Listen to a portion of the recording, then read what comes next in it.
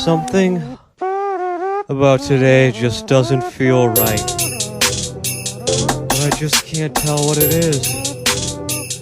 Wait. What day is it today? Monday. I fucking hate Mondays! I hate Monday, I hate Monday, I hate Monday, I hate Monday, I hate Monday, I hate Monday, I hate Monday, I hate Monday, I hate Monday, I hate Monday, Monday, Monday, Monday, I hate Monday, I hate Monday, I hate Monday, I hate Monday, I hate Monday, I hate Monday, I hate Monday, I hate Monday, I hate Monday, Monday, Monday, Monday. Good Monday morning. It's I Hate Monday. Javier, Fresco in the building. Fredo, I'll be live. Hello. What's good? We back with another one. Last show, man, we had a pretty decent show, some pretty interesting topics, man. We had a lot of feedback. A lot of people walking up to me in the streets talking about, economic empowerment and, the quote-unquote African movement. It's been a lot going on. Even after we aired that one, Dr. Umar had to go back and kind of explain his case after his Breakfast Club interview. And it's just been spilling over into a lot of social media, even in the entertainment industry. So this week we brought in Mr. Andre English, who's a speaker of economic empowerment. How you doing, Mr. Andre? I'm doing fantastic, thank you. How are you all? We doing well, man. It's good to have you. It's not as Hades out here right now. It is, Texas, man. I'll tell you that. It's unexplainably hot. But doctor, look at me, doctor. Are you a doctor? I am not a doctor. Okay. Don't get me started. I don't want trying to look up my credentials. Yeah. I'm not a doctor. So yeah, and then he related to Frederick Douglass too. So Yeah, it's Frederick Douglass' cousin that you're related to, right? Third cousin. Their cousin from his mom's side. neighbor. Yeah. No. So like I said, Mr. English is a speaker of economic empowerment. Kind of give us a little bit of rundown of your background. Cool. Well, yeah. I mean, I had a little different story. I was, born in the '70s, but I grew up. My dad was an OBGYN, so he actually delivered me.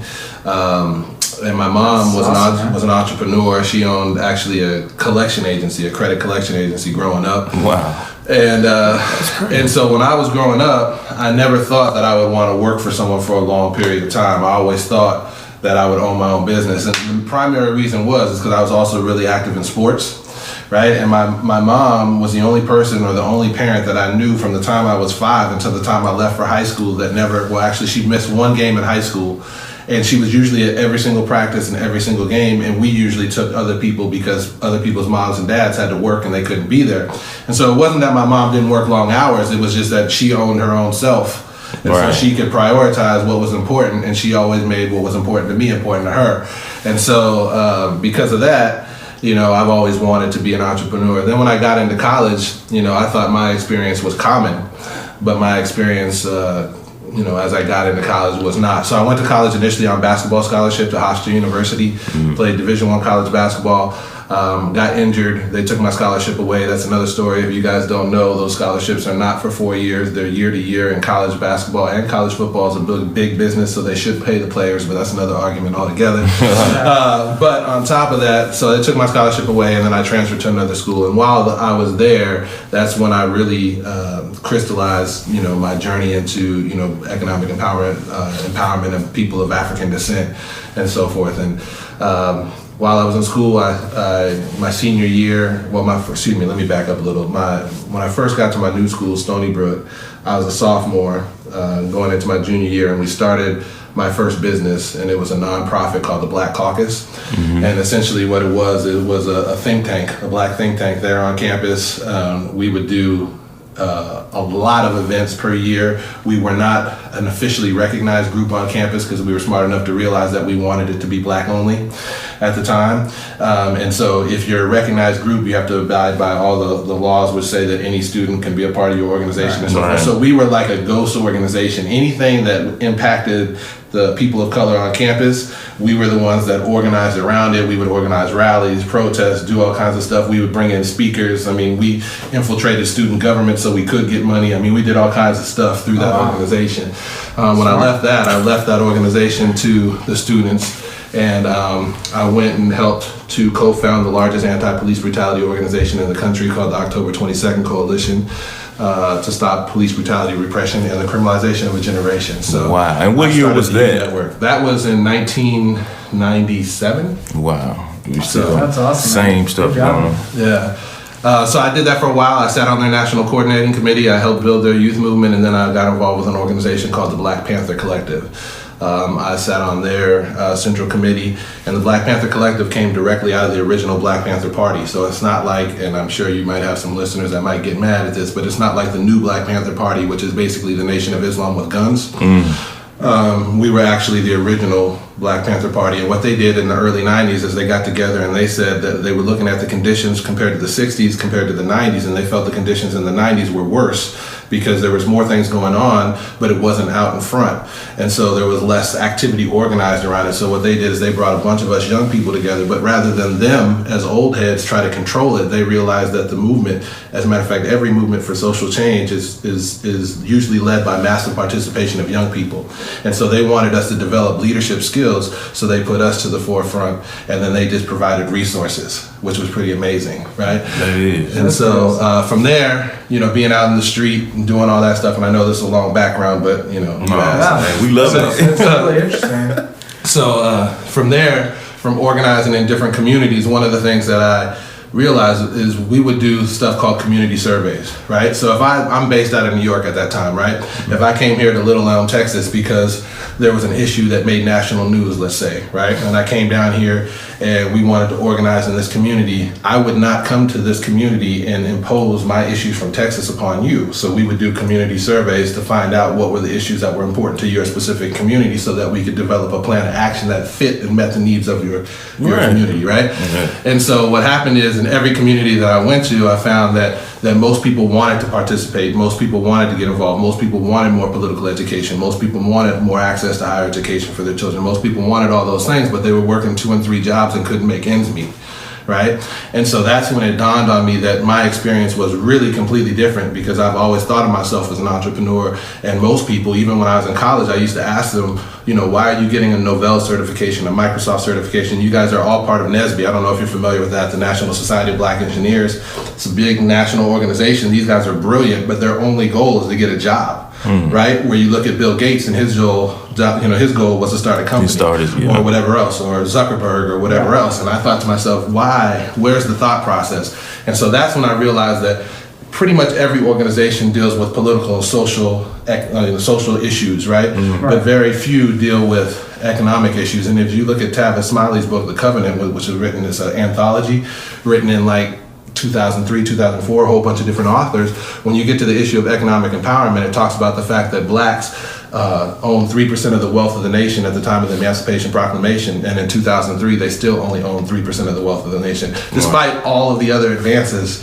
And so it let me know that the real issue that we needed to focus on, if you're talking about a country of capitalism and a country based on free enterprise, is we must understand the game of economic empowerment. Otherwise it doesn't matter what we do politically, right? If you look at countries like South Africa, countries in Africa that got liberation from colonialism, right? They're still controlled by the colonial powers because all of the economic infrastructure is still controlled by them. So without economic empowerment, it doesn't matter what you do in other ways, right? And so that's why I've been focusing the last, decade plus of my life on that particular issue. So there's a long story background, but that gives you a little context. That's so dope, though. Like, Yeah, we it needed is. that.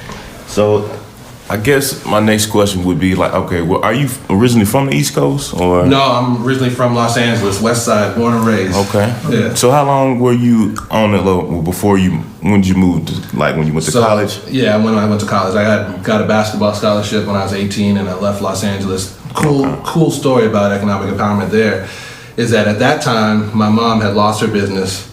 My dad had died of cancer. So my mom was financially struggling. So when we're talking about the college thing, they can't pay to, even though I have a full ride scholarship to play basketball, they can't pay to fly me there. Wow. And I had a girlfriend at the time, and my girlfriend was leaving to go to, I think, Clark or something like that. I can't remember, Spelman, one of those, right? And she had mentioned to her dad that he might have to give up the scholarship. And one day I got a knock on the door, and her dad showed up and had a plane ticket for me and said, "There's no way that I'm going to let a black man who has a chance at a higher education not go." Wow. And he paid for my ticket, That's and that's how I excellent. got to college. That's awesome, man. Yeah. So what was Los Angeles like when you were there? Like, was it like the fuck the police era? Was it like, what was going on? Man, I grew up I'm not gonna lie, I grew up in a nice area of Los Angeles. I grew up about a mile from the beach, right? Okay. So I'm not in gang infested areas, but in that time, when you're talking about the 80s, like my sister was a gangbanger, so that even though you didn't live in the area, gang culture permeated Los Angeles. Played over. I was there during the LA riots, right? I don't know if you heard Tupac. There is a big difference between West Coast and East Coast, Tupac, right? Yeah. Pac is right. He says in LA we riot, not rally, right? And so it's just kind of a different mindset out there. It's more of I guess the Wild West. You had the big Panther influx there.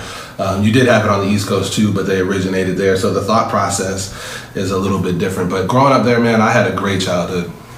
The one thing I will say is that the stories about the LAPD are pretty much true. I remember from the age of 5 years old, cops driving down the street, even in the area that I lived in, I'd be playing outside and they would point their guns and pretend to shoot us from the cars. Wow, that's crazy. I remember being handcuffed and taken out of the car on my front lawn when my mom had to run outside, and they said, "Well, we heard rumors of a car crash." Well, the car crash was a car that was totaled, and the car that I was driving was completely fine with no, if I would have been in an accident, there would have been issues. Right. And why would they handcuff you to begin with if you were in an accident? I mean. Right. So, just my experience with the LAPD put a very sour taste towards law enforcement growing up, right? I think most of us get that just at a very, very early age. And then with the whole Black Panther committee, and then you can correct me if I'm wrong on this, but in the beginning of the Black Panther organization, they were more about supplying free breakfasts to children, making sure this is kind of like a service to the community, making sure that the Black community was taken care of, and it was really the law enforcement that kind of created that militant attitude, because I think in the Nixon administration, there's even tapes that leaked out that they were a threat to the society because obviously it was against the norm. They didn't want, they already had like a Martin Luther King and Malcolm X and all the turmoil going on in the late 60s, and from Johnson to Nixon era, and really it was due to, I guess, them being targeted as thugs when they weren't. They were just activists for protest.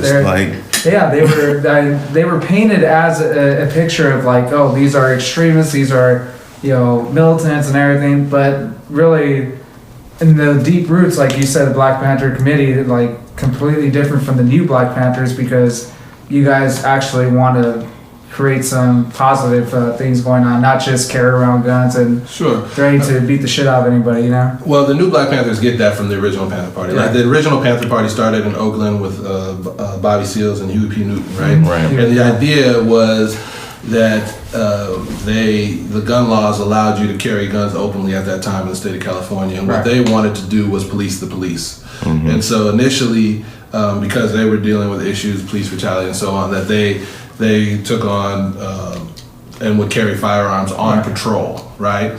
And where they got in trouble in the mid '60s there was they were within their legal right to do that until they actually marched on the state capitol, right? And then they went into a legislative body carrying firearms. They didn't do anything, but they were trying to make their point because California was trying to change the laws because now the Panthers were carrying guns armed back. So that's the initial part. But as they grew as a program, they were a Maoist organization, right? They believed they would carry Mao's Little Red Book. They would read that. So their philosophy was different than capitalism, right? Right. And so, especially at that time when you're coming out of the Red Scare, you're coming in the 60s, that also led Hoover with that, along with the fact that they were armed and along with the fact that they had created these survival programs. And those Right. are the programs that you're talking about. Yeah. Survival programs. Like, for instance, most people don't know this, but when their children anywhere, whether you're white, black, Latino, it doesn't matter, when you now able to go to school in the morning and get breakfast for children, the whole reason that you can is because the Panthers started a breakfast for children program. remember The that. government Yeah. saw how effective it was in rallying the hearts and minds of the community in order to join or support the Panthers, and so they wanted to nix that as much as possible, so they started a government program in order to Wow. do the same, right? Same with free clinics and, a whole bunch of stuff. Right. They started all those types of programs back during that time. So there's been a lot of talk about the economic state of black people. Like, what do you think is? Well, the thing is, I hear a lot of problems. I hear a lot of there's this, there's that. This is why we don't have this. Are there any solutions? And if so, what would you say? Well, obviously, I mean, there's a multitude of solutions, right? Yeah. I think the biggest problem that most people has is very similar to what I was explaining at the beginning, is that most people don't see, know, or have anybody in their family heritage who's owned a business. And let me be clear, I'm a product of a mixed union. My mom was white, my dad was black, right? Okay. So, but out of integration actually hurt us economically, right?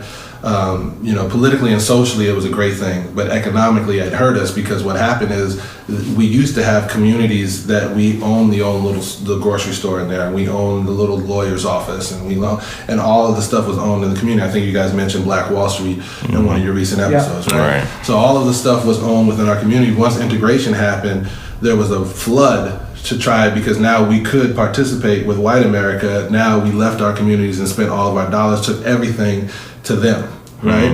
And so that became a problem. So if you look at it just from an actual, the intent might have been right, but the actual effect of it economically was devastating, okay? Right. So because of that, you now have generations where people have grown up and they don't have anybody in their family that's owned anything. And then because of the fact that people don't realize that we just really got the right to higher education and all that stuff, this is recent. This is not like, this is within people's lifetime. Yeah. Right? And Exactly. My mom. Yeah. And for an so example. it's an example. So what you're looking at now is that the rush in the black community became what? Go to school and get a good education. Right. They didn't have access to that. Go to school to get a good education so you can get a good job, right? And so that the majority of people that graduate in our community with college degrees, they rush out and they're actually employed by the government. They want a good, safe job, right? And because of that, economically we suffer, because you cannot out-earn taxes and inflation. In fact, you're penalized in this country if you don't own something. I don't know if people realize that, but you are literally penalized for not owning. Right? Because when the country was founded, 95% of the people were independent contractors. They owned their own farms, they owned whatever. And then, of course, the slaves worked for free, right?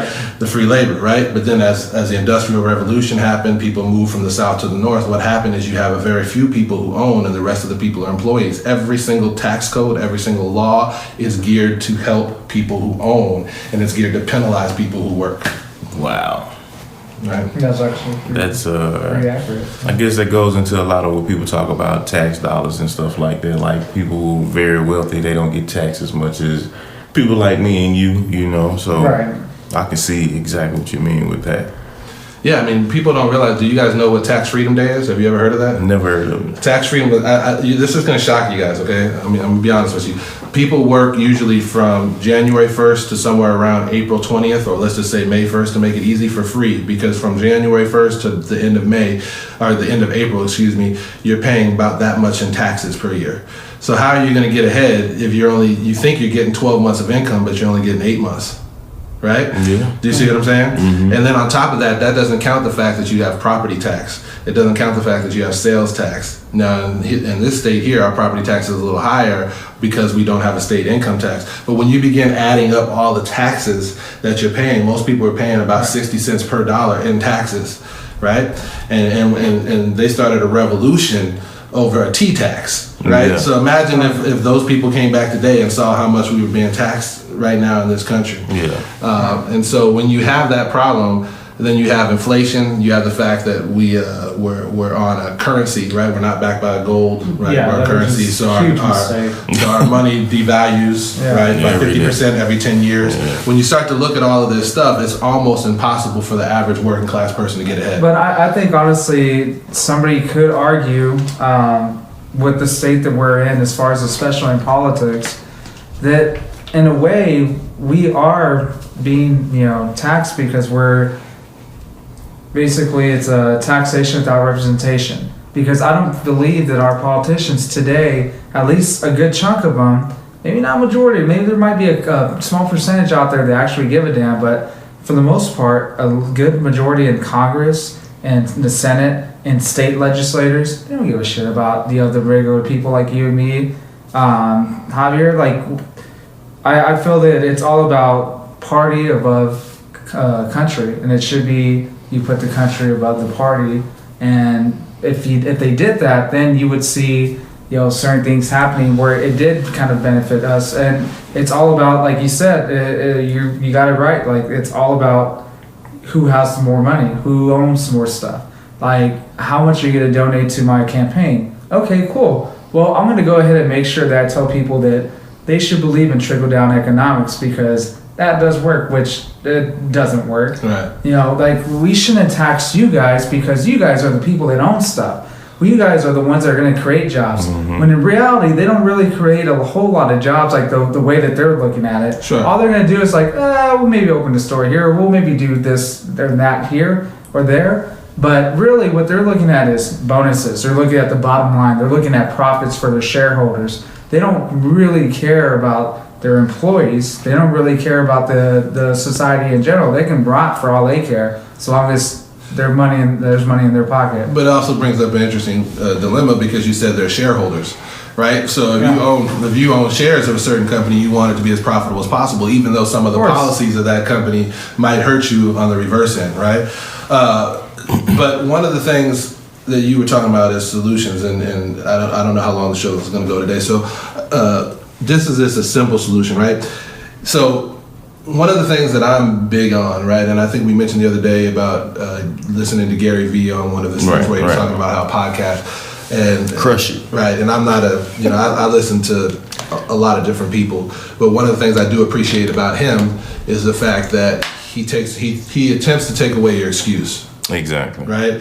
And so look, here's the fact of the matter. I've been saying this for years. Like, I'm not going to deny the fact that systemically speaking, the society is set up to punish us as people of color, right? To make it as difficult as possible, right? But that's on a big level, macro level. On a micro level, how the hell is it stopping you from doing something? Yeah. It's not, right?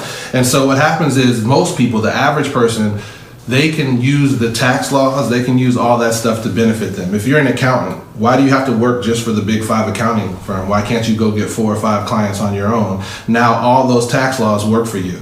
All of the businesses that a lot of people in the black community think are scams, all the network marketing companies, every single black person should join a network marketing company, flat out.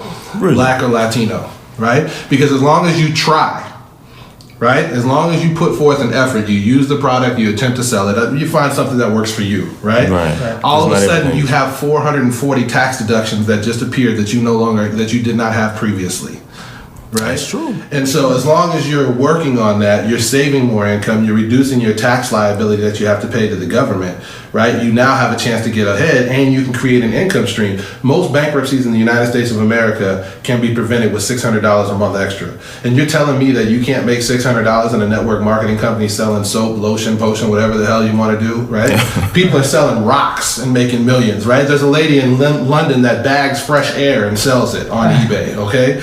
Right? So the fact of the matter is those programs, the thing that makes them great is they give you the infrastructure. You don't have to come up, you don't have to invest in the product, you don't have to build the product, you don't have to do any of that stuff. You have the infrastructure, they get the distribution for you. The only thing you have to do is create a distribution network. That's right? And guess what? What we're doing right now on a podcast is creating a distribution network. You guys are doing the same exact thing, except you're just not getting compensated for doing it. Exactly. It's funny you mentioned the whole pet rock and everything. My one of my fraternity brothers, actually, Alex Craig, he created Potato Parcel, and basically all it is a And it was the way it happened was his girlfriend the night before was like, apparently it said, you know, he had an idea about, you know, I saw something on, you know, this social media site, you know, I think I can make money sending a potato through the mail with a message on it. And she's like, you're crazy. Okay, I'm going to do it. Just out of the fact that she doubted him, just to kind of like, okay, I'm going to do this as a little joke.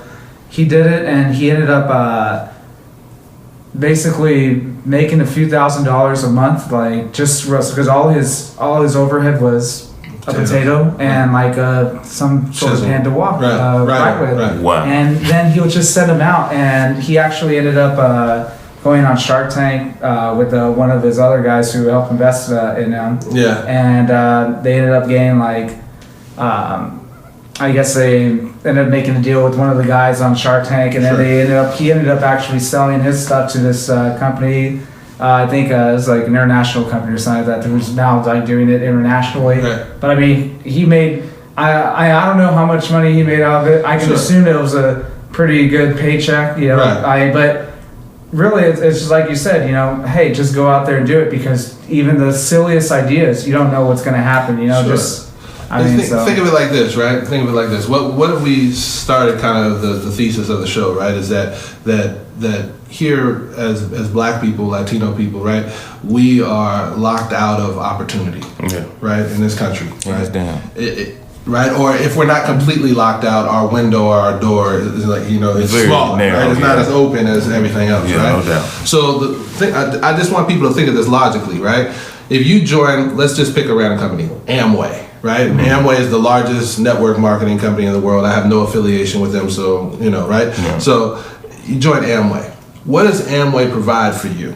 Amway provides an equal opportunity to every single person who gets started. You can't buy your way in. So if I'm rich, right, I can't buy my way to the highest income level. Everybody starts at zero. We all start with the same products. We all start with the same capital investment. Most network marketing companies, you can get started for under $1,000. Right. You can't start a business for under $1,000, right? Mm-hmm. And with it, you have the infrastructure. You have all that stuff. All you have to do is go out and do what you do anyway, which is what you'd have to do for any business. You have to sell your service, your product, whatever it may be. You've got to do that. And then when you do that, you get created an income. How many people can make $600 a month? Most of us could. And $600 a month changes just about every American's life. Exactly. Right?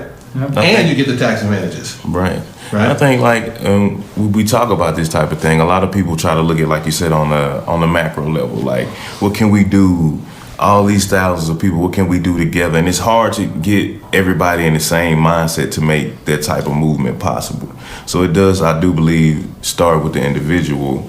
And even if it's not multi-level marketing, like, what can you do for you? Like he just said, his friend just started a business selling potatoes. Like, it's so much stuff that we can do individually to kind of help build up ourselves individually, so we can have something to contribute to a larger scale of things, you know what I'm saying? And I agree with that. By the way, I'm not suggesting that network marketing is the only industry, but if we're talking about the easiest way, right? Because that was a once in a lifetime hit and miss, right, thing with the potato, right? Does that make sense?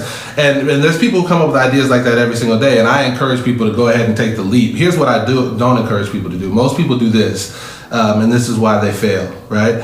Most people say they've saved up. You worked at your job, you saved up $50,000, right? Someone told you got the best sweet potato pie in America. Everybody that comes to your house, man, this sweet potato pie is good. So you say, you know what? I'm gonna leave my job that's paying all of my bills, that's created, you know, all of this, you know, lifestyle that I currently have, and I'm gonna take my $50,000 life saving and I'm gonna put it all, and I'm gonna just jump into the sweet potato pie business, right? Mm-hmm. The problem with that is now that comes with it is an undue pressure that ruins relationships, it ruins families, it does all stuff. Why not first start a sweet potato pie catering business on the side? Grow the catering business big enough where the demand says, I need to open this as a product. And I'm just using that as a small example, right? Mm-hmm. But you can do the same thing with anything. Like, we're starting this here. Maybe one day this thing grows and you guys are at, you know, a big, huge station somewhere broadcasting nationally or whatever for a podcast, right? Right? But you got to start where you're at, right? Yeah.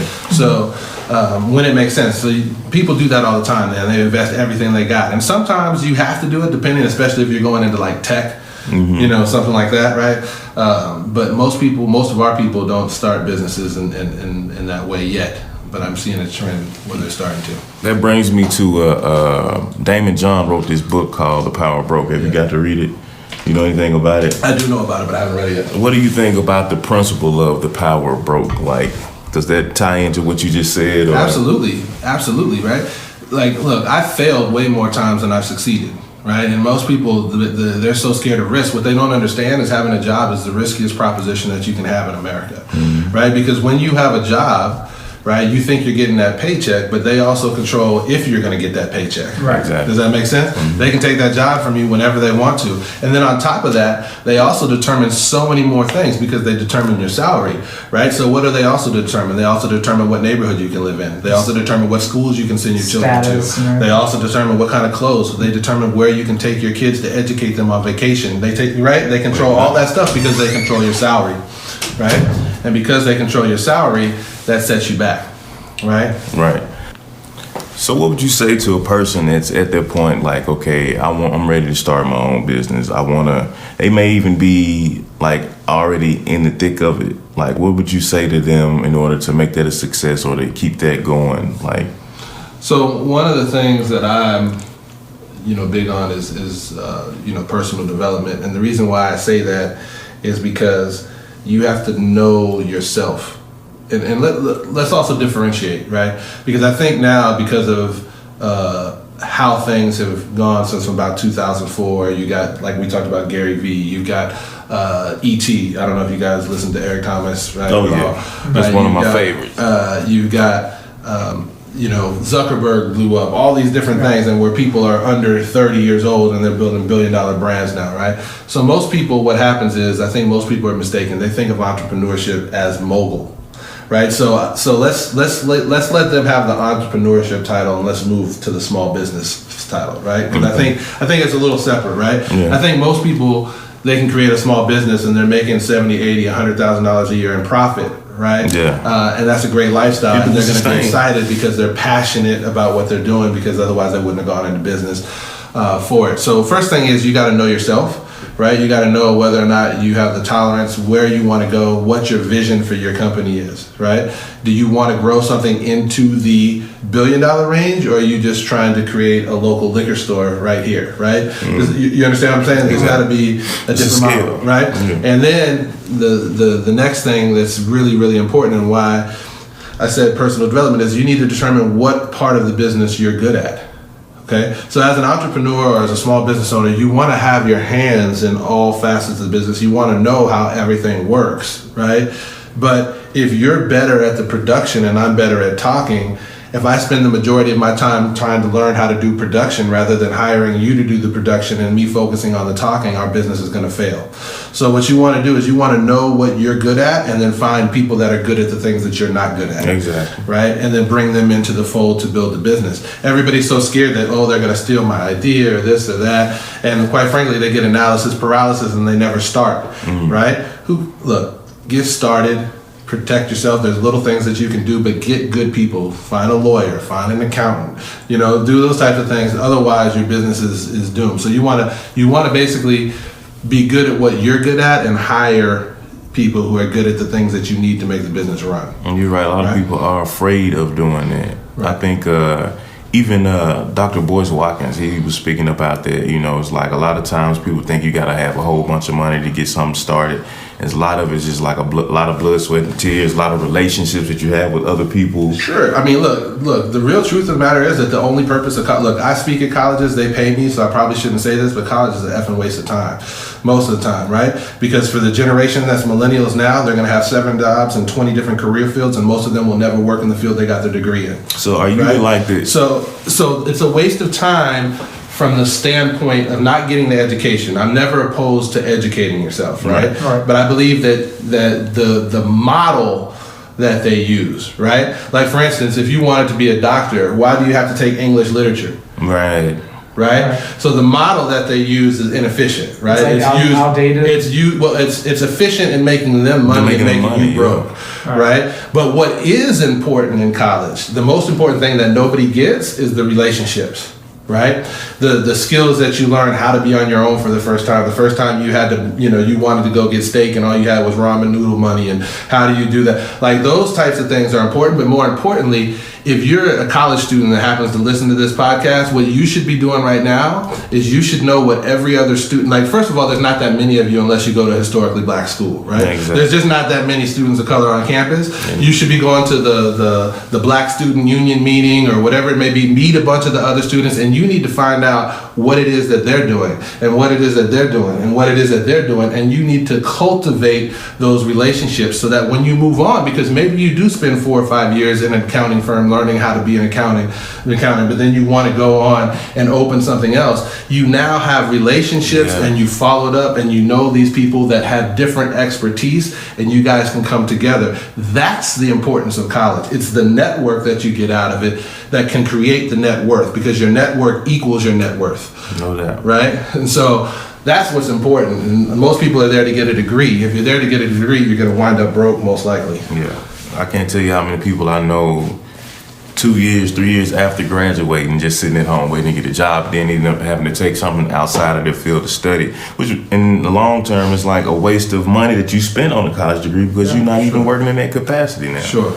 And like I said, please don't get me wrong. I'm not downing education. You should, first of all, education should be lifelong. It shouldn't just be 4 years or 8 years college education. Like so many people I know that when they graduated from college, they said, "I'm never picking up a book again." Are you crazy? No. Right? Did you know that this is a real stat? You can look it up. The difference between an average millionaire and the average person income in America is that the millionaire reads between 18 and 20 books a year, and the average person reads less than one. Right? And we're not talking about we're not talking about fantasy novels. They're reading books to learn, right, on their own, right? Yeah. And so that's what I'm talking about, man. It's important to be able to grow yourself, and then also learn that it's okay to know that I'm not good at sales, right? Now, should I be completely devoid of sales knowledge? No. So I should get some experience. I should hire someone that's good at sales.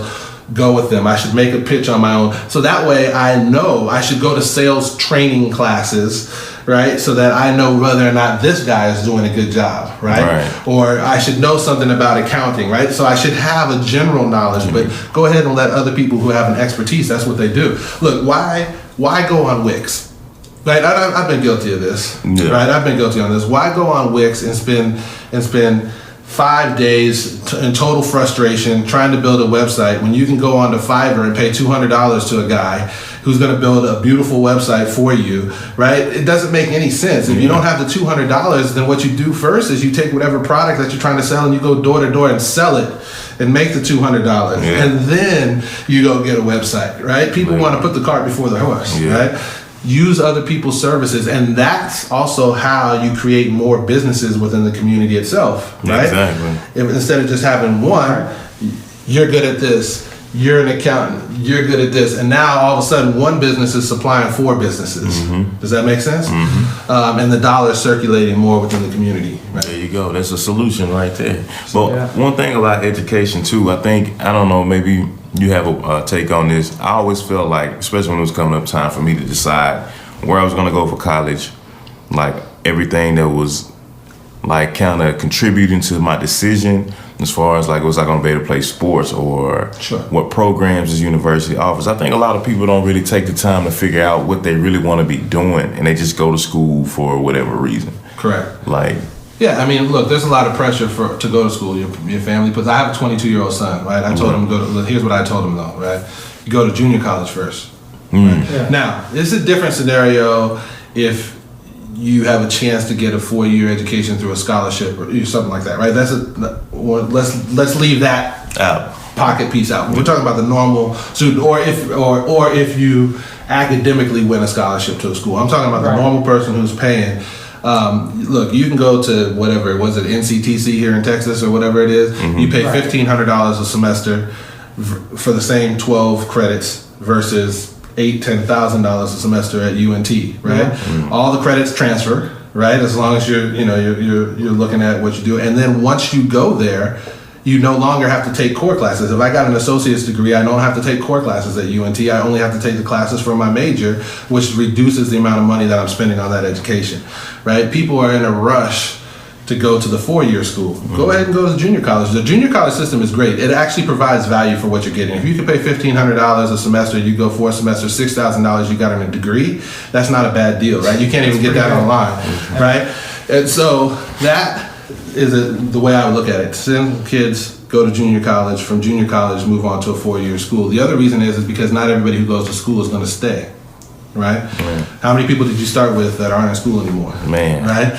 Right, you know? Yeah. Right? So not everybody's gonna stay. So why rack up $30,000 in student loan debt to figure that out when you can rack up $3,000 in debt or pay $3,000 in cash? Right? Yeah. The thing about junior college is it's affordable enough where you can work one semester and save up enough to pay for your next semester in full, and you don't have to go in debt at all to get your education. Right? The worst way to start a business is to go in debt. So why is the worst way to start a life to go in debt? And why is the best way to start a life to go in debt to the tune of $100,000 for a college degree? People aren't thinking. Right? They're not thinking. I don't think a lot of this knowledge is made available to people though, because I never thought about it like that. Right. Honestly, like most people, I'm just saying most people that I knew that went to JUCO, it was because they didn't have the grades to go to a D1 school and play sports or whatever.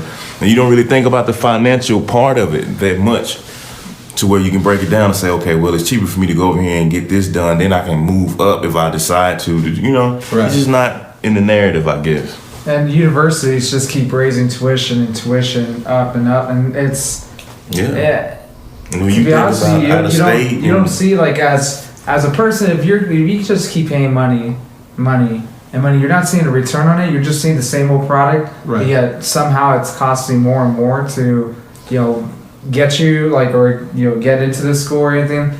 Like, do you feel that there should be? Because I mean, they have career centers, but do you feel that there should be more like the career center should be more engaging, more like, okay, so if you come to this university and you're making such grades, we'll go ahead and see what we can do to make sure that you're getting your foot in the door in interviews, not preparing you for interviews, but at least partnering up with companies that look, maybe not like if you come on campus, you do some preliminary interviews. If you feel these kids could have the muster to actually work for your company, then they earn an interview at the corporate office, whatever. But I feel that there's just not like like you said, some of your friends will be sitting on the couches 2-3 years after the fact. And it's because there's nothing there to really just. A lot of people are like, well, why didn't you get an internship? Well, everybody's situation is different. Sure. Like some people have to work 2-3 jobs. They can't. They don't have that time for an internship. It's not that they're lazy. They don't want to. It's just like, okay, so if I get an internship, even if it's paid, I'm screwed. So again, let me go back to this because you raised a good point. Let me go back to this, and I do understand that white supremacy is systematic and it exists, right? I understand that all economic systems, including capitalism, right, their whole basis is to exploit you for profit, whether it's socialism, capitalism, communism, all of them, right? I get the systematic part of this, right? Here's what I want. If there's one lesson that people can get out of this podcast is there's no one coming to save you. You have to figure this out for yourself. And if you don't figure it out, it's your own fault. Right? And so personal accountability becomes really, really important. And so I'm not discounting what you're saying, but the school system is not designed to make sure you get a job. Right? The school system is designed to educate you to be an employee. Right? So if you go to school and you're not able to leave with a proper degree or whatever, it's incumbent upon you, right? to figure this stuff out. Where do you go? How do you know? Yeah, those things are issues that are important to deal with, right? Like, how do we get this information out there? How do we do that? But the important thing, literally, is that it becomes up to you, right? To begin to figure out what you're going to do. It is not hard to look this stuff up. No. Right? It's really not hard. Like you know what happened? The first thing my daughter was born, my daughter's 2 years old. The first thing I did was, what's the college education going to cost her 18 years from now? Right? And it's going to be $323,000 for her to get a 4-year degree. Oh my God. So how could she ever get ahead by doing that? So am I going to now that I know that, am I going to teach my daughter to get a degree, or am I going to teach her to be an entrepreneur? Right? Where she can be an entrepreneur, make some money. Like she can make money in high school that she can then use to pay for that degree if she so chooses, right? So these are little things. Look, I understand what you're saying, right? Right. Where the school should have some obligation, and some schools do that, especially if you're a rock star student, right? Right. Like if you're at school and all of a sudden you're at the University of Alabama and you design and stumble upon something that's going to cure cancer, you don't think that they're going to say, look at our student here, look at our student here, look, she's a rock star, she's special, because it adds credibility, right, to the university. Yeah. You don't think that Harvard, all they do is say, hey, listen, you want to come to our computer technology program because we're the ones who got Zuckerberg and Bill Gates? You don't think they promote the hell out of that, right? So the school is already going to take advantage of you if you're a superstar. The thing is and same thing with athletics, right? They take care of you if you're a superstar athlete. So whether it's educationally, athletically, whatever, they're going to take care of you. But here's the issue. What about the average everyday person, right? And so you have to begin to look yourself, right? You have to understand. That's why I was telling you guys, you have to understand that the way the system is designed is going to penalize you. You have to start to think entrepreneurial. You might not want to be an entrepreneur. You might want to be an employee, but if you do that route, you have to understand what that means, ramifications for you, for your family, right? You have to understand these types of things, and so it becomes incumbent upon you. So when I'm out there talking to these kids, I'm telling them, look, right? Look around. First of all, look. Here's just an interesting thing of how education works. Any of y'all taking a business class while you're in college? Yes. Okay. Did your business professor actually own a business? No. What are they teaching you? Well, and you know what's funny about that? And I want you to finish your point, but I remember being in the economics class, and professor came in, and it was like 2008 when gas was like $5 a gallon everywhere. Yeah. He was like, you guys realize that once you graduate, you're probably gonna have to get back in school because you won't be able to find a job anywhere. And then you'll get your master's and probably won't be able to find a job after that. And we were like, wow, you're right. He's like, so why the hell are y'all in school? And we all just looked around like, damn, why are we in school right now? It's crazy. It's exactly right, man. I mean, it is a crazy. So I think we've kind of determined that, right? Like again, and I'm not knocking education. It's just education with a purpose, right? If you're going to go there, you should know that the fact that more than likely whatever you're majoring in, you got to have an end game. Start with the end in mind, right? And when you go there, you should make sure that you're fostering and developing relationships. Also with the professors, right? So from someone who lectures, you want to know why classes are boring? Is because the students have no energy when they go in, right? Right now, sometimes it's the professor who's been teaching the same class for 30 years, but most of the time the people are professors about something that they're excited about. Right, so when the class is boring, it's because the class is like this. They're sitting in there. As soon as they come in and they're providing no energy. Same thing if you go to a concert. Usually the concert's whack because you're not providing energy to the artist, right? So that's just a little sidebar, I guess. If you want to make your classes interesting, sit in the front row and pay attention, and I guarantee you'll get a lot more out of the class, right? So. So when you're going to class, when you're going to college, make sure that you have the end game in mind, and then also begin the process of starting a business. Start a business while you're in college. Take a gap year, right? Have you guys heard about gap years before? You know what that is? Take a gap year and go travel somewhere. And everybody thinks it's super expensive, right? Me and my wife are probably next year going to go to Portugal for 3 months, right? We're going to go to Portugal probably next month or next year during the summertime because we looked it up, and on the beach in Portugal, I can get a 5-bedroom villa for $1,000 a month. Now you telling me, right, that you can't get your 3 boys together and you guys each save up $1,000, right? You each cover 1 month rent, and now you guys are in Portugal. You can go get culture. You can go see all the stuff in Europe, because once you're there, to travel around Europe is super cheap, right? You can get exposed to all these stuff. Take a gap year, right? Because what happens is it is going to make you better, and then work on personal development, things that are going to develop your skills that make you more employable or make you a better entrepreneur. See, the thing about starting a little t-shirt company that you started because you have some great t-shirt designs is you learn so many things that if you never become an entrepreneur going forward, you're going to be more valuable as an employee, which is going to make you more hireable, right? Wow. So you got to begin to think of how can I start something on my own? The fastest and easiest way is to join a network marketing company, right? This is the fastest way you can do it.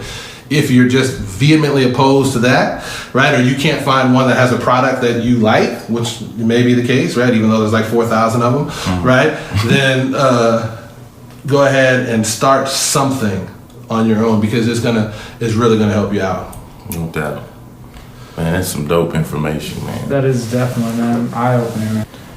So why don't you think like business professors and people like that don't own their own business? I mean, so not all of them. Some of them do, right? Some of them have some experience owning business, and there's some great entrepreneurship programs at colleges across the country, right? But in general, it's because those who can't teach, right? So because they can't do it themselves or didn't have the courage, but they've learned the theory behind it. But I learned a long time ago being a Panther, right? One of the things that we learned is that practice without theory is just as bad as theory without practice, right? So you need both to succeed, right? You need to have the understanding of the theory of how, and you actually need to have the experience of doing it. And so for me, I've always looked like mentorship is a really important thing. That's one thing I should have probably mentioned, is that will really help you guys out, in terms of growing a business, but more importantly, in terms of succeeding in life, is find people that have what you want, contact them, allow them to mentor you, and then mirror them and do what they did. And that's the easiest way, right? We're always trying to reinvent the wheel, right? Mm-hmm. And if like as an example, if you really wanted to make it in music and you really liked Bad Boy Entertainment back in the 90s, right? Wouldn't it have made sense to go every single day and sit outside of Bad Boy's office and say, Puffy, when he walks in, I'll do whatever you want me to do. Yeah. Right? I'll do whatever you want me to do. And I guarantee you, if you showed up for 4 months straight, it might be 4 painful, agonizing months, but I guarantee you he's going to give you a shot. Right? And then now you're around. Proximity to success is important. Now you're in that inner circle. Now you can learn the business. Now you can do stuff, right? And so that would be a form of mentorship. If you can't get close to people, you can get mentorship through books, right? Mm-hmm. But what happens is most people, especially with teachers, or you'll find this too if we want to go into Black history, like someone will be teaching a class on Egypt and they've never been. Yeah. Right. There's a famous interview with Dr. Clark from the people who wrote. What's the name of that book? Anyway, it's a book that tried to say that Africans were inferior by genetically, the bell curve, right? And so the authors of this bell curve were there, and they were interviewing. They were talking to Dr. Clark, and Dr. Clark's a famous African historian. He's blind, had gone blind, and so forth. But he's written many books. He's one of the most famous people. You can look him up online. And they're interviewing him and talking to him about Egypt, and they're trying to tell him that the Egyptians were white and blah blah blah blah, and they're trying to tell him all this type of stuff. And then Dr. Clark just said, "Well, have you ever been to Egypt?" And they were like, "No." But that doesn't change the fact. And he's like, well, I've been, and all the pictures and all the this and all the stuff on the wall and all, and then he's starting to go down with the linear stuff. So it's important to learn from people who have done what it is that you're trying to do. And that's the only reason I brought that up as a point in school. If you're learning business, right? Remember, I told you before, the idea of an education from a university is to teach you to be an employee. And that's why they have an employee teach you rather than a business owner. Wow.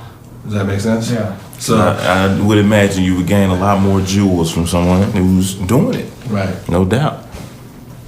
So we mentioned like models a little bit earlier. Like I think a lot of people don't understand, like back in the day, Black men could graduate high school with a trade, and they could go work as an electrician or a carpenter or whatever. And I think, like when my dad was coming up, the model was just, like we said, go to work, go to school, go to college, go to work. What do you think the model is for today, like right now? Well, so when your dad was coming up, even when I come up, we're coming up in different time frames, right? We're coming up in the manufacturing era. We moved on to where Walmart became the dominant entity. And Walmart, by the way, never owned anything, right? Everything that they do is they just distribute other people's products. And what they were able to do because of that is they were able to move off of a product that was a loser really fast and bring in something else to replace it, right? Mm-hmm. So it was able to help them grow, their business. Then we go into tech, right? The technology phase, the internet phase, that kind of bubbles out, but then it begins to really develop with what you guys got going now. Right. So because of the internet has really shrunk the world, right? I was doing a webinar in Moscow the other day, right? I did a webinar in Jamaica on Tuesday, right?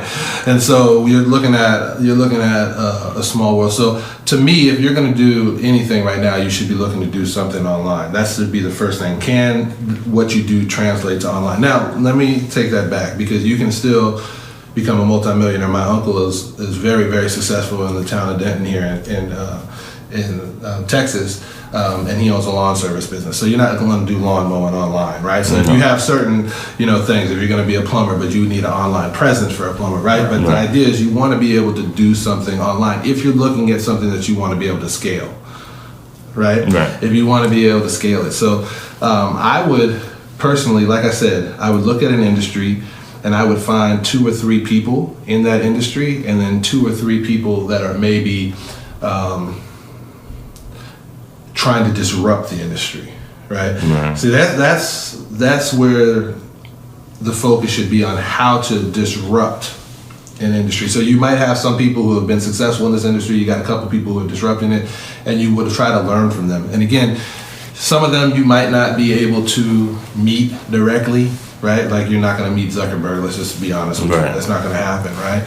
But you can learn from some of the things that they've done, right? And then you can then apply that. Like I went to State University of New York at Stony Brook, and there's a guy who started, I think it's Bevel, Thompson, I can't, anyway, I can't think of his name right now. Black guy, right? Was tired of the way the beard was shaved and how it left razor bumps, and then he's completely disrupting that whole industry. He's built a $100 million a year plus business out of that, and is growing on in consumer goods.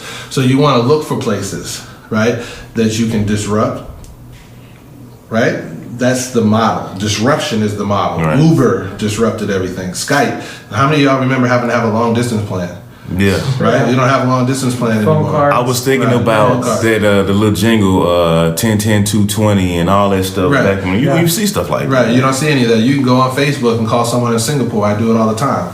Right? I literally just go on Singapore, right? So what happened is those models disrupted, right? There used to be a Blockbuster on every corner, and Blockbuster's gone. Netflix killed them, right? And so if you can move into apps with platform-based, that's one current trend. But just the main thing that you should be looking at, right, is looking at owning. Owning, because it's a model. Owning is the model for our community, right?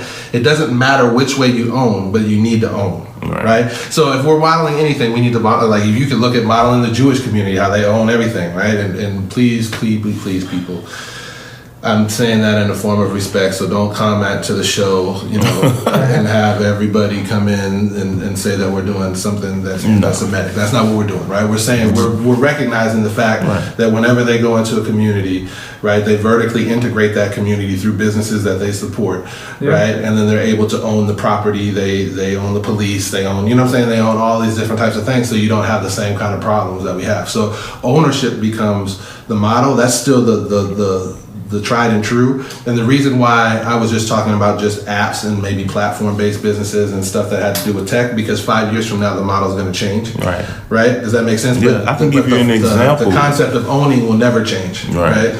An example of something that was like, I guess, disruptive in a certain period of time was like when Napster came about. Like everybody started downloading music for free. I was watching a documentary called The Defiant Ones.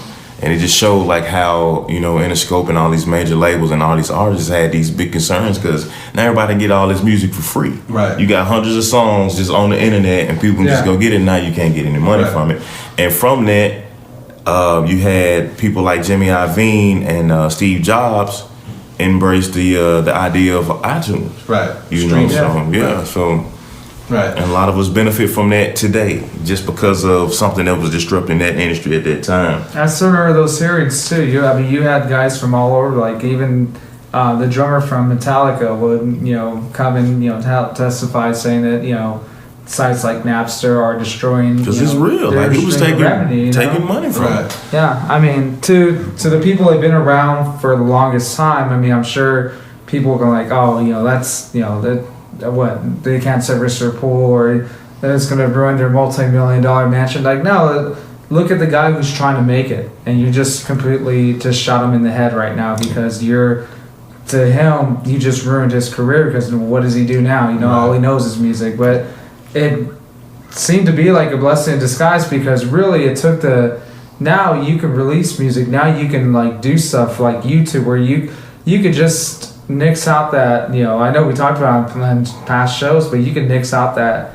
major label and just go indie, and it's a lot easier because all you're gonna do is just upload your guys. It's easier and more difficult, right? It's easier in the sense that you can upload it. If it becomes a hit, it's gonna get it's gonna go viral, right? Yeah. But because there's so many people uploading, it's noisy. Yeah, right. Right. There's a lot of noise out there of different music and so forth, right? Yeah. So it does help to have some skill on how to get it out to people. And what you guys are doing here is trying to build something and build an audience, right? Because attention is the most important thing now, right? Attention is the value, right? As an example, how many of you guys know that The Weeknd made $92 million last year? Oh, yeah. Right? Now, the reason he made $92 million was because he got a $75 million advance on the tour. And the reason why he got a $75 million advance is because there was 4 billion downloads of his song, right, through streams, right?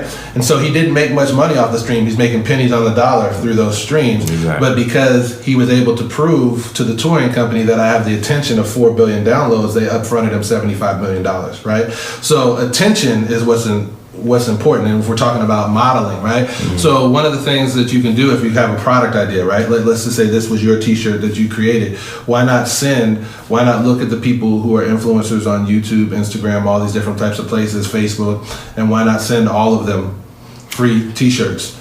And then say, hey, listen, man, I listened to your podcast. I listened to your show. Talk a little bit about the podcast and your message. The last one, I really like what you said about this, and that. Hey, listen, man, I'm starting to get this off the ground. I'd love for you to have one for free, right? Same thing Damon John did pre-internet, right? He gave LL Cool J a FUBU shirt. FUBU, we wore it in the video, and all of a sudden FUBU was a brand before he even had inventory. Yeah. Right? Does that make sense? So now you're sending those shirts out to people. Now what happens if one of those people that has 2 million followers wears your t-shirt?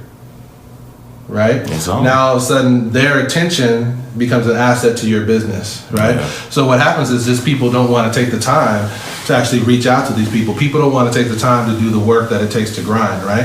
That's the other reason why, and last little point on network marketing, why people don't do network marketing, because they're not willing to take the time, right? Because they think of it as a lottery ticket. Well, if I just get in and I sign up one person, he's going to do all the work and I'm going to get rich. But that's not how any business in the world works, right? So if you take the time, right, to arbitrage, to send out your t-shirts, right?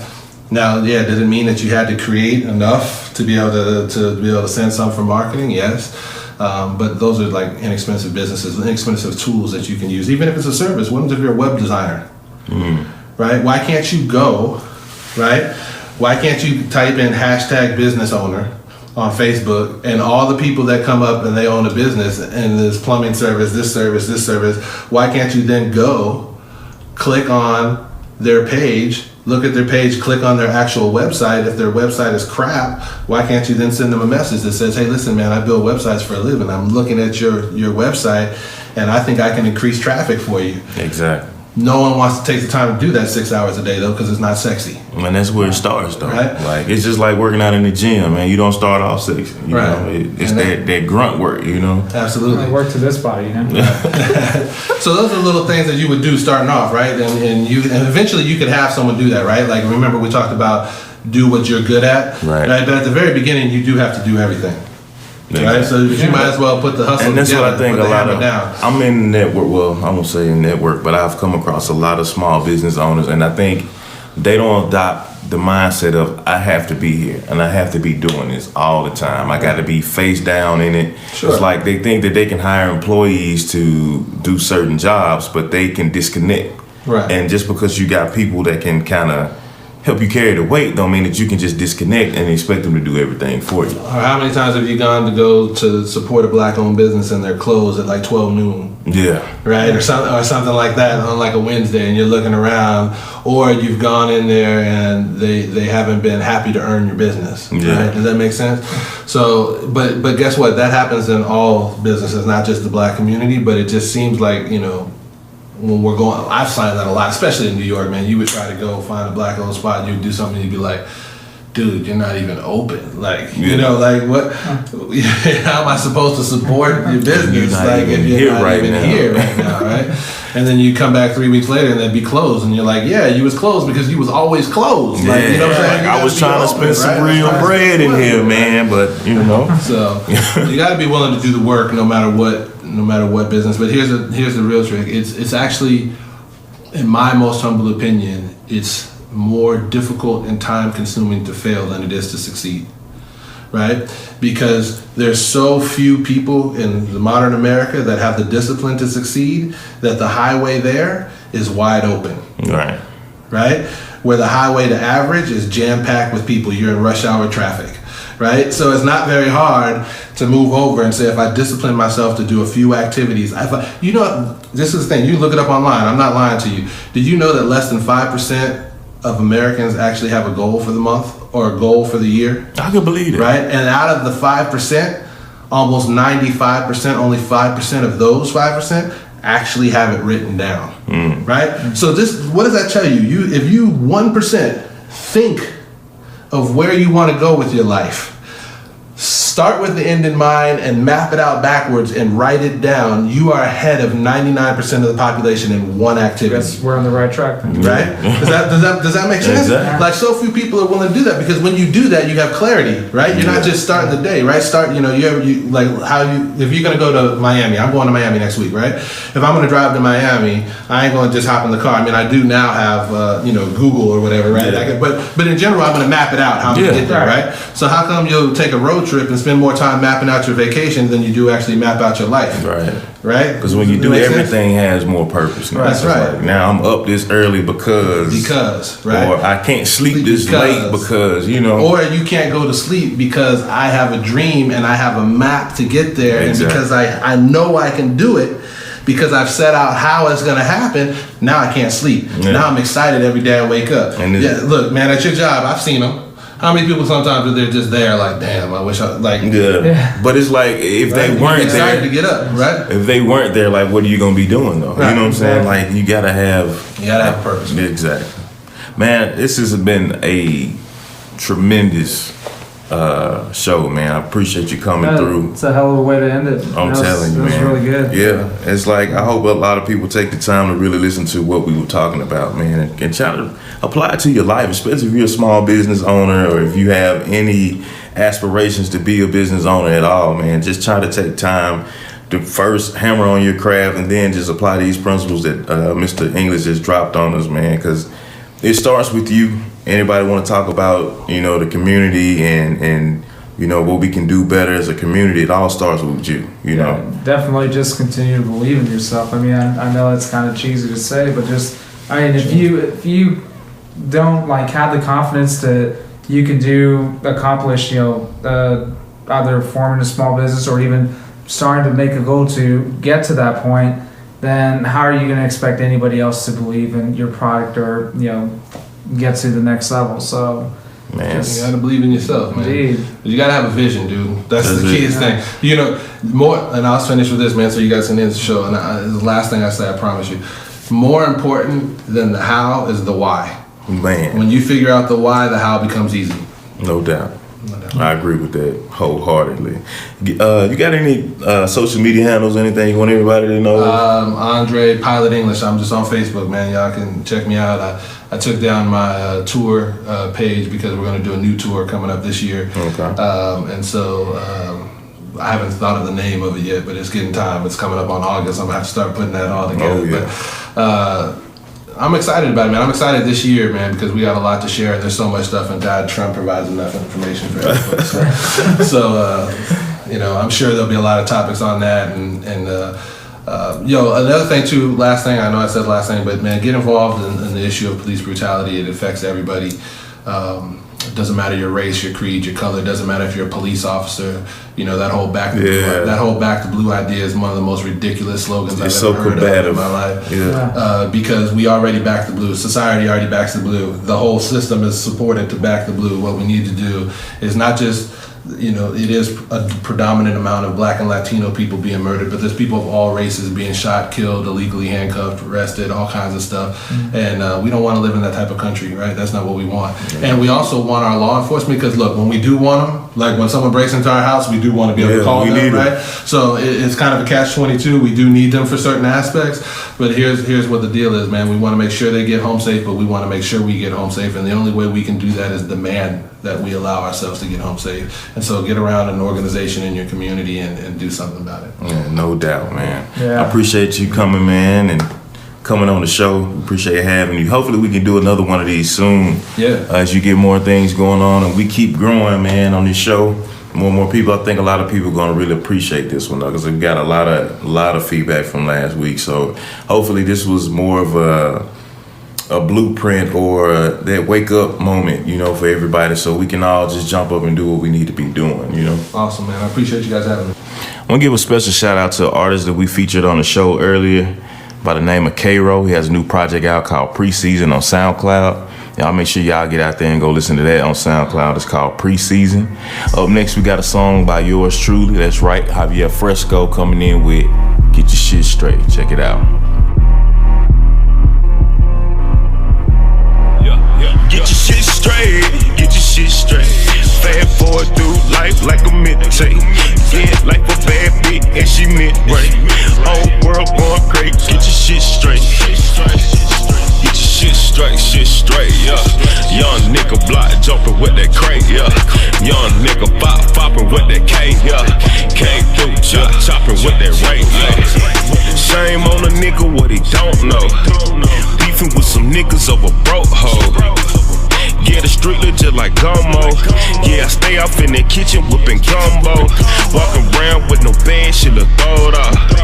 Hey, you leave the stove with no salt. We would ride parallel, then I drove off. I was in a hurry, dropped these 30 hoes off. Bitch don't think a shit stink. Attitude smell like 15. Really, ain't got no time for this shit. Spend a dime, get a dozen of these bitches. Man, I bought some shit. Yeah, I'm booming across the city. Take a trip to Mississippi. If it ain't blowing what I get it, no surprise if your line I ain't hitting. I ain't fucking with you. Get your shit straight, get your shit straight. Fast forward through life like a meditate. Yeah, like a bad bitch and she meant right. Whole world going crazy, get your shit straight. Get your shit straight, yeah. Young nigga block jumping with that crate, yeah. Young nigga popping with that K, yeah. Came through chopping with that rate, yeah. Been running for a long time. I ain't stopping till I get across the goal line. Everybody turn up on the sideline. They gaining on me now, watch out for that clothesline. Young nigga, they been jumping out the porch, huh? Got a bad white bitch, little port, yeah. Ain't the whole damn jury in the courthouse. Black lives still looking for support, huh? Sing a soul for the money, you a damn fool. Swag marching with the brands like a band, ooh. Swimming in the bitch wetter than my damn pool. Nigga pillar talking, breaking all the damn rules. Hey, dripping with the salt, spaghetti. Swag up on you real scary, yeah, Freddy. Heavy, need a forklift to pick it up. 09 G5 flow, they ain't fucking with us. Get your shit straight, get your shit straight. Fast forward through life like a meditate. Yeah, like a bad bitch and she meant right. Whole world going crazy, get your shit straight. Get your shit straight, yeah. Young nigga block jumping with that crate, yeah. Young nigga popping with that K, yeah. Came through chopping with that rate, yeah. That's about all we got time for. Hope y'all appreciate it. Get your shit straight. I just want to say that was a really good song, man. Yes, Get Your Shit Straight is gonna be on my new tape. It's gonna be dropping called Fameless. So y'all stay tuned for the release dates on Fameless. Get Your Shit Straight. You can go and listen to it and download it right now on SoundCloud. Yeah, it's gonna be a dope tape though, bro. I hope y'all just be on the lookout for the new tape. That's all we got time for today. I'm Javier Fresco. Fredo Avila. It's all good, man. For all you working class Americans, keep your head down. Just do your damn job, man. Peace out.